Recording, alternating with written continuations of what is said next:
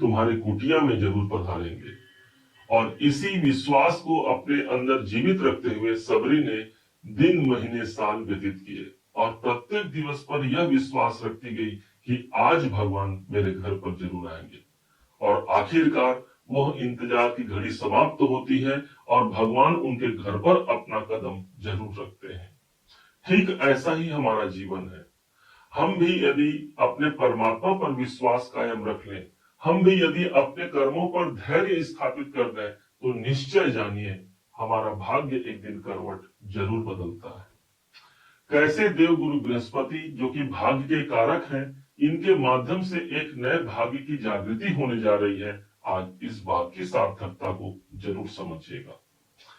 शुरुआत करते हैं शुरू से ही, और इसका प्रभाव जो प्रारंभ होता है 15 मई सन 2025 का दिन था, जिस दिन धनु राशि के अपने राशि के स्वामी देव गुरु बृहस्पति का गोचर होता है, ठीक सप्तम भाव पर, केंद्र भाव पर। लेकिन त्यों ही एक महीने तकरीबन ये रह पाए थे और ये अस्त कर दिए जाते हैं भगवान सूर्य नारायण के द्वारा। और तभी से लेकर के ये 6 जून तक अपने अस्त अवस्था पर रहेंगे। 6 जून का समय आता है रात्रि का काल और ये पुनः फिर से उदित हो जाते हैं।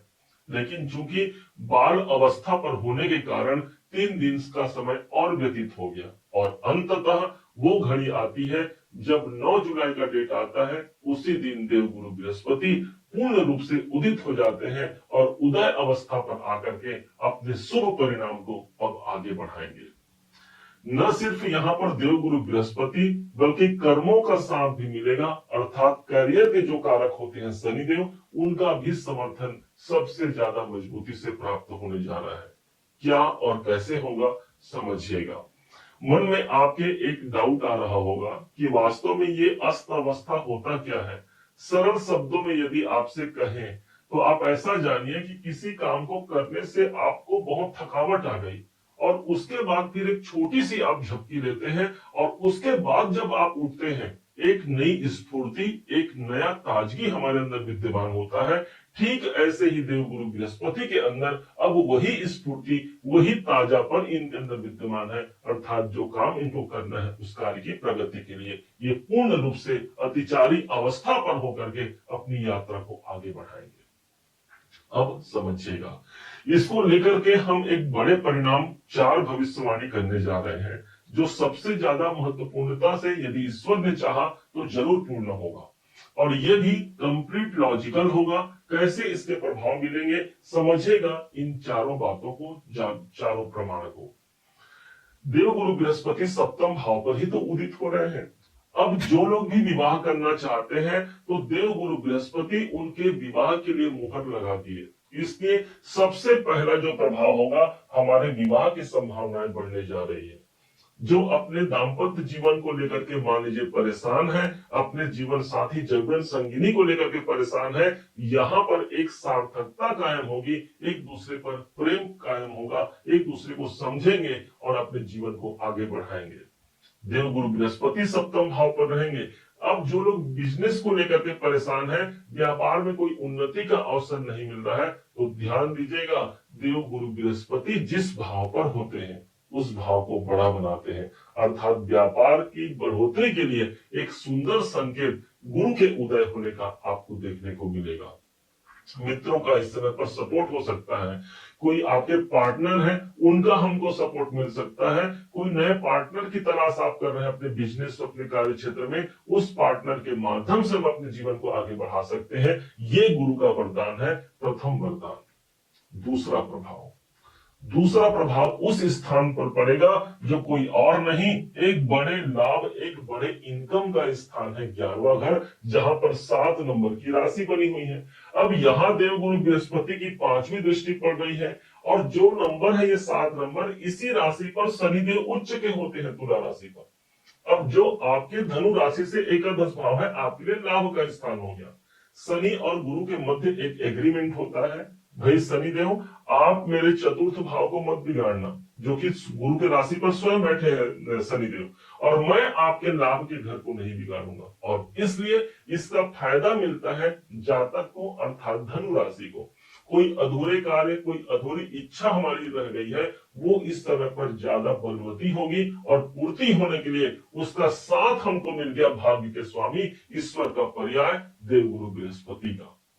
अब यहाँ कोई लाभ के दायरे बढ़ सकते हैं, लाभ धन का लाभ हो सकता है, आपका कोई काम है वो नहीं रुक रहा है, नहीं हो रहा है, उसके काम की बढ़ोतरी के लिए कोई लाभ मिल सकता है, कोई इच्छाओं की पूर्ति यहाँ पर होने जा रही है, कोई डिजायर हमारे मन में है वो पूरा नहीं हो रहा है, तो उसके पूरा होने के लिए न सिर्फ 9 जुलाई से प्रारंभ होकर के बल्कि 18 अक्टूबर सन 2025 तक अगले 4 महीने के तकरीबन ये समय रहेगा जहां पर अधूरी इच्छाएं पूरी होने की सौगात हमको गुरु के द्वारा मिल रहा है। अब तीसरे बात को समझिएगा, तीसरी भविष्यवाणी के रूप में स्वयं आपकी अपनी राशि यहाँ पर प्रभावी हो रही है और ये स्थान है देवगुरु बृहस्पति की 7वीं दृष्टि पड़ रही है, तो वहीं पर शनि देव की 10वीं दृष्टि पड़ रही है। द्विगोचर सिद्धांत की यदि माने तो जिस भाव पर शनि और गुरु मुहर लगा दे वो स्थान पवित्र हो जाता है। अब इस हिसाब से ये आपका अपना लग्न हो गया, आपका अपना तन हो गया। इसलिए यदि शारीरिक समस्या चल रही है उस समस्या से हमको निजात मिलना है। कॉन्फिडेंस में कमी है, एक नई कॉन्फिडेंस की प्राप्ति होती है, हमारा फोकस बन पाता है किसी काम को करने के लिए। भूलिएगा मत, शनि हमारा कर्म है तो गुरु हमारा भाग्य है और इन दोनों ग्रहों का प्रभाव मुझे अपने राशि पर अपने ऊपर प्राप्त हो रहा है। ये हमारे शरीर का हेड होता है ना, सिर होता है। इसलिए इस समय पर नए नए ज्ञान हमको प्राप्त होंगे, इस समय पर हमारा नेम फेम बढ़ता है क्योंकि सिर हमेशा ऊपर रहता है और सम्मान की प्राप्ति के लिए भी ये समय एक सर्वाधिक उपयुक्त समय रहेगा जहां पर गुरु और शनि दोनों की कृपा आपकी राशि पर पड़ने जा रही है। अब चौथा प्रभाव, और चौथे प्रभाव के रूप में वो घर प्रभावी होगा जहां पर 11 नंबर की राशि लिखी है और ये स्थान है जहां पर आप अपने पराक्रम और साथ ही साथ अपने जो चैलेंजिंग सिचुएशन है उससे आप कैसे बाहर निकलेंगे। यहां पर आपको 2 ग्रहों का सपोर्ट मिल गया। शनि इस समय पर ठीक 13 जुलाई को वो भी वक्री हो जाएंगे और शनि का प्रभाव भी आ गया ठीक हमको तीसरे घर पर। तो वहीं पर देवगुरु बृहस्पति की 9वीं दृष्टि व्याप्त रहेगी ठीक हमारे तीसरे भाव पर और इसलिए इसके हिसाब से भी देखा जाए तो सबसे ज्यादा जो प्रभावी होने जा रहा है वो आपका मार्केटिंग, सेल्स, आईटी फील्ड में है, स्पोर्ट्स में है, वो लोग इसका लाभ उठाने जा रहे हैं। यहाँ पर तीसरा घर हमारे बाहुबल का, हमारे हाथ का होता है और जहां पर कर्म भी आ गया, हमारा भाग्य भी आ गया, अर्थात हम वो कार्य करते हैं जो कार्य हमको करना है और उस कार्य में मुझे भाग्य का सपोर्ट भी मिल गया और शनि का साथ भी मिल गया, जो कि भाग्य और कर्म दोनों की सहायता मुझे मिल रही है। इसलिए हिम्मत आपका कम नहीं रहेगा, आपका कॉन्फिडेंस कम नहीं रहेगा। जिस कार्य को पूरा करना है उसके लिए क्या चाहिए, एक भरपूर कॉन्फिडेंस हमारे अंदर चाहिए और वही कॉन्फिडेंस आपके अंदर व्याप्त रहेगा। छोटे भाई बहनों से जुड़ करके आप काम करने वाले हैं, छोटे भाई बहनों के लिए कुछ करना है मुझे और वो कार्य की पूर्ति यहाँ पर सबसे ज्यादा मजबूती से होगी। और यही नहीं, कोई यात्राओं का योग बनेगा और जिस यात्रा के माध्यम से मैं अपने कैरियर को, अपनी कार्यों की पूर्ति के लिए मैं उस कार्य को पूरा कर पाता हूं, ये हमारा एक शुभ संकेत हो गया। और चूंकि गुरु की दृष्टि है, धार्मिक यात्राओं का भी योग देवगुरु बृहस्पति बनाते हैं। क्या उपाय करना चाहिए, ध्यान दीजिएगा। हमको एक उपाय करना है, देवगुरु बृहस्पति के मंत्रों का जाप करना है। ओम ब्रीम बृहस्पति नमः का मंत्र जाप कर सकते हैं। और यदि आप गुरु दीक्षा ले चुके हैं, आपके गुरुवर है, तो गुरु के मंत्रों में अपरंपार शक्ति होती है। उनके मंत्रों को आप, यदि आपको याद हो तो उनके मंत्रों का आप जाप जरूर कीजिएगा। और विशेष तौर पर यदि आपके कोई गुरु नहीं है तो एकमात्र गुरु है जो सारे संसार के गुरु हैं, वो है देवाधिदेव महादेव। इसलिए नमः शिवाय के मंत्रों का अनुसरण करके उनका जाप कीजिएगा और उस शिव पर ध्यान दीजिएगा, उन पर विश्वास रखिएगा कि एक दिन भगवान शिव शंकर हमारे सब कुछ पलट के रख देंगे, क्योंकि भावी मेट सकत त्रिपुरारी। इस दुनिया में यदि कोई सबसे ज्यादा परिवर्तन कर सकता है हमारे जीवन को, तो एकमात्र भगवान भोलेनाथ है। और ऊपर से इस समय पर सावन का महीना चल रहा होगा, भगवान देवाधिदेव महादेव की आराधना करना मत भूलिएगा। अपने जीवन में एक विशालता को कायम करते हुए भगवान का अनुग्रह मानिएगा, जो शायद इस समय पर, इस क्षण को हम तक पहुंचाने जा रहे हैं। उम्मीद है आप सबने इसे समझा, आप सबने इसे जाना है।